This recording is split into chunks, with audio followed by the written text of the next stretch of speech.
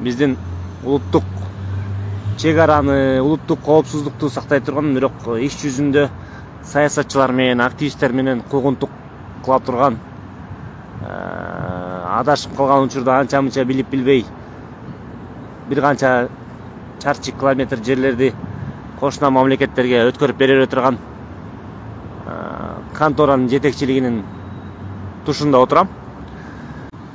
Орозо айына байланыштуу негизи президент болобу же биздин ГКНБнын, ККНБнын, Кыргыз ГКНБсынын жетекчиси Ташиев болобу.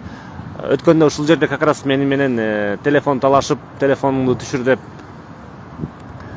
жаткан киши 2012-жылы Ак үйдүн заборунан ашып секирген киши мына бүгүн Ак үйдө митинг болбосун, Аянтта митинг болбосун, элчиликтердин астында митинг болбосун деп жар салып жаткан киши. Алар да убагында заборду ашкан. Бирок азыркы учурда булар өздөрүнүн бийлигин еще больше, чтобы укрепить или утвердиться на троне дегендей, булар бекемдешип атат бийликтерин. Бардык көпчүлүк бийликтин бутактарынын функцияларын өзүнүн алдына каратып алды. Тоок жумурткаларды астына басып жатып алгандай эле бир канча функционалдык милдеттенмелерди, ыйгарым укуктарды өздөрүнө ыйгарып алган ушул бийлик өкүлдөрү эмне үчүн жарандык коомдун мындай саясий позициясын билдирген акцияларына тыюу, бөгөт салууда. Жана ушул Рамазан айына карата эмне үчүн айкөлдүгүн билдирип, падыша деп аналогун, азыркынын аналогун айта турган болсок, президент же ушу Камчыбек Ташиев эмне үчүн Рамазанга байланыштуу, Рамазан айына байланыштуу ошол эле тилекматты мейли Атамбаевка өчөшкөн экен, катуу өчүү бар экен. Мейли эмне үчүн тилекматты чыгарбайт? Эмне үчүн ошо эл ынтымагындагы бийликти басып алуу деген берене менен айыпталып жаткан балдар чыгарылбайт? Эмне үчүн жана башкалар Абдилсегизбаевди деле актап, аны мындай күнөөлөнгөн айыптоолордон элдин көзүнчө сот алдында, биринчиден Кудай алдында таза деп жерге жар салып, эмне үчүн аларды акташпайт? Эмне үчүн бул бийлик жарытарлык бир иштерди жасоонун ордуна кайра саясий куугунтуктан башы чыкпай келет? Мен ошол жөнүндө кыскача эле айтып койгону жаттым эле. Мен бир инсанды күтүп жаткам, ошол келгичекти ал киши мага чалгы чакты, мен сиздер менен кыскача эфир кылып коеюн дедим. Себеп дегенде мага көп суроолор берилүүдө. Эл ынтымагындагы балдарга эмне болду депчи. Ал жерден 3 бала калды. Мен эгер бир суроодон экинчи суроого аттап кетип атсам кечиресиздер. Мен оюм чаржайыт болууда, себеп дегенде мен бир кишини күтүүдөмүн. Чалып калабы деп. Эгер бийлик айкөлдүгүн көрсөтүп, өнүгүүгө багытталган реформаларды жасап, куру пиардан өзүн куткарып, туура иштерди жасап баштаса, анда мен баш болуп аянтка чыкпай эле, мен баш болуп мактамакчымын. Андан бир кездерде өздөрүнүн укугун талашканда, өздөрүнүн укугун талашуу керек болгон убакта эмне үчүн алар аянтта митинг кылып жүрдү дагы? Ушул ГКНБнын билебиз, Садыр Жапаров келген жылы мына могу ушу ГКНБнын айлана тегерегинен те Ак үй тараптарына чейин эл толуп кеткен. Бульварда, Дзержинкада Садыр Жапаровду алып келген учурда анын тарапташтары азыркы камакта жаткан, абакта жаткан Мели Саспеков баш болуп мен көргөм. Ал кара маска кийип ушул элдин арасында жүргөн. Ошондо мекенчилдер баш болуп, алардын тарапташтары баш болуп, биз силерге 7 апрелди кайталап көрсөтүп коебуз.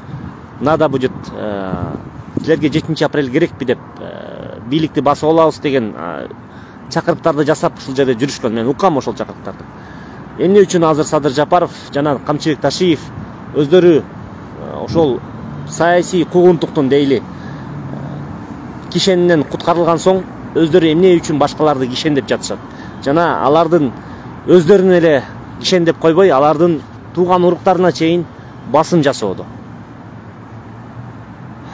Бул деген менимче туура эмес. Баягы эле жаткан тырмоошторду ары бери өтүп тепселегендик бул биздин мамлекетти өлкөнү өнүгүүгө өргө карай сүрөбөйт деп ойлойм. Мен ошол ГКНдын астында Камчыбек Кыдыршаевичтин имаратынын астында ушул нерсе жөнүндө айтып жатам да. Себеп дегенде бул киши өзүнүн кызматын мындай совершенно секретно абдан купуя түрдө жашыруун өткөрүшү керек эле. Тилекке каршы бул өзүнүн амбициясын тизгиндей албай, өзүн бир саясий шоу көрсөтүп жүргөн экинчи бир Нурлан Мотуевдин стилиндегидей кай бир убакта сүйлөп коюуда. Бул деген анын деңгээли эмес. Ал киши өзгөчө купуя сыр менен жүрүш керек. Негизи бул орунду мен башынан эле айтам, олку-солку киши, омбу-домбу киши башкарбаш керек деп ойлойм да. Мен муну айткандан кайра тартпайм.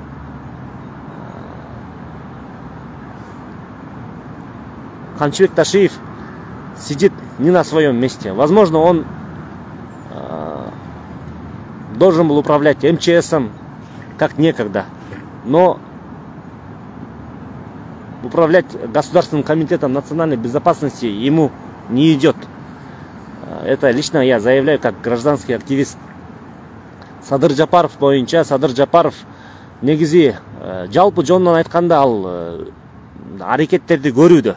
Бирок аныкы деле жакшы окшошпой жатат деп айтсам болот да. Себеп дегенде досторун кыя албайбы Айтор, ал жалаң эле тууган урук досторун, тааныш билиштерин, бири болсо айыл өкмөткө, губернаторлукка өкүл балдарын киргизсе, жана башка жайларга туугандарын, бир туугандарын парламентке алып келсе, бири болсо куда сөөктөрүн, айлана тегерегиндеги досторун бийликке тартып алды. Бул деген реформа эмес, бул деген иллюстрация эмес. Анан дайыны чыкпаган баягы менин чүйлүк байкем Талатбек Масадыков жөнүндө да айтып коеюн. Ал башында бир сүйлөдү эле бул бийлик легитимдүү эмес деп. Анан аны колдогон Эл ынтымак деген уюмдун жигиттери биз Талатбек Масадыковду колдойбуз деп, ал жакшы иштеп атат. Мен бир канча жолу аны сындасам, Адилет аны сындава. Ал байке жакшы иштейт, көрөсүң деп. Мага ошо Азамат Мусакеев баш болуп айтты эле. Мына Азамат Мусакеев камакта жатат, ал Талатбек Масадыков ал боюнча бир коомдук бир пикир айтып койгон жок. Эмне үчүн ошого жараган жок. Бул жерде жазыптыр, Эрнст деген жигит Аспеков Садыр үчүн башын сайчы деп. Мен башын сайчыбы же канжыгага байлачыбы жанын байлаган эмеспи, мен аны айта албайм, жүрөгүндө кандай намерение болгон. Бирок Аспеков Садыр Жапаров үчүн негизги тарапташтарынын бири болчу. Мен буга абдан таң калдым.